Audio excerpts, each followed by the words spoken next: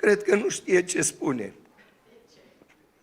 Păi, noi respectăm toate cele 3 condiții de la Sinodul I Ecumenic, înscrise într-un canon al sărbătoririi Paștelui.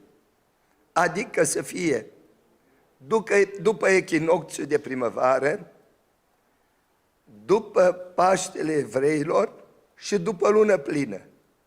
Dacă una din aceste condiții nu se împlinesc, se amână o lună, ca să fie toate împlinite. De aceea perioada la care variază data Paștelui este de 5 săptămâni. Catolicii, în primul rând, au uneori Paștele înainte de Paștele evreilor. Adevărat este că noi sărbătorim Paștele după calendarul neîndreptat, că așa a hotărât Sinodul de la 1923 de la Constantinopol, când s-a îndreptat calendarul în partea de răsărit. În partea de apus s-a îndreptat calendarul în secolul al XVII-lea. Dar acolo este Paștele adevărat, unde vine Sfânta Lumină. Au catolicii Sfântă Lumină? N-au. Au alții? N-au.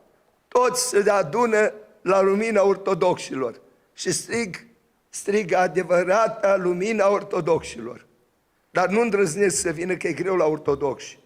Că-s posturi mari, aspre, metanii, rânduieli de slujbă mai lungi, le place să proclame într-un cuvânt, dar e greu să ții rânduiala, că cere jertfă multă. Și atunci cum procedează catolicii în ziua de înviere? Unde iau lumina? Totul este simbol. Au lumină materială. Lumina care coboară la noi e realitate, nu-i simbol. În sfârșit.